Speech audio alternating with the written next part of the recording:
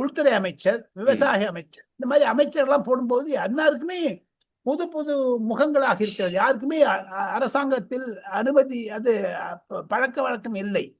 ஒருவேளை செங்கோட்டையனை சபாநாயகர் ஆக்கி அவங்க மீதியை டேபார்ட் பண்ணா, ஏன்னா தன்னுடைய ஆளுதான் சபாநாயகரை வச்சுக்கணும்.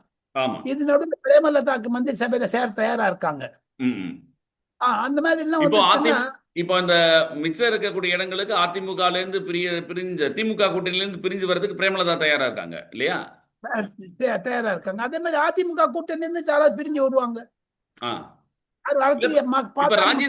ராஜ்யசபா சீட்டு வாங்கியிருக்காங்களே திமுக கூட்டணியில இருந்து ராஜ்யசபா சீட்டு இவங்க வாங்கியிருக்காங்க. அன்புமணிக்கு அங்க வாங்கியிருக்காங்க. அதுல ஒன்றும் பிரச்சனை வராது. அதுல இருந்து வெளில வருதுல என்ன இருக்குது? அதனால எனக்கு அந்த கதை போனது கதை அப்படி அவ்வளவு முடிஞ்சு போச்சு.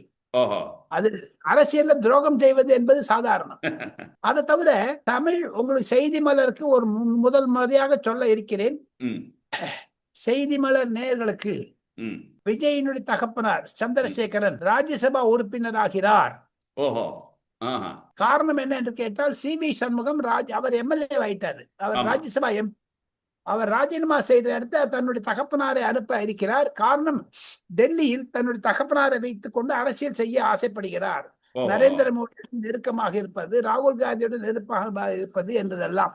ஆக மொத்தம் அந்த எஸ்.ஏ. சந்திரசேகர் எம்பி ஆயிட்டார்னா தமிழகத்தில் இருந்து ஒரு முகம் டெல்லியில் ராஜ்யசபாவில் முதலாக நுழைபவர் அவர். தமிழ் வெற்றி கழகத்தினுடைய வேட்பாளராக அவருக்கு சிம்பிள் மெஜாரிட்டி ஜெயிச்சுடலாம், ஈஸியா ஜெயிச்சுடுவார். ஏன்னா இப்ப சி.வி. சண்முகம் இப்போ அங்க ராஜினாமா பண்ணிட்டாருன்னா அதிமுக திருப்பி அவன் இன்னொரு கேண்டிடேட் போட்டியிட வாய்ப்புகள் கிடையாது இல்லையா? இங்க சிம்பிள் மெஜாரிட்டி சிட்டிங் கவர்மெண்ட் தானே எடுக்கணும். இப்ப தமிழ் வெற்றி கழகம் தானே எம்பியா இருக்கா, இது எம்எல்ஏ கேண்டிடேட் ஜாஸ்தி. அவங்களுக்கு அதிகமான வாக்கு அவங்க தானே இருக்கு. அதுல எதிர்கட்சிகளும் இது பண்ண மாட்டாங்க. இன்னும் 5 வருஷம் இருக்குது அவருக்கு. ராஜ்யசபால 2 வருஷம் தானே. 2 வருஷத்துல ரிட்டையர் ஆகணும். ஆனா சந்திரசேகர் கொடுத்துருவாங்க. எங்க டெல்லியில பேச்சு வரதுக்கு நான் பெரிய இடத்த கேள்வி, அது உங்களுக்கு ஸ்கூப் செய்தி.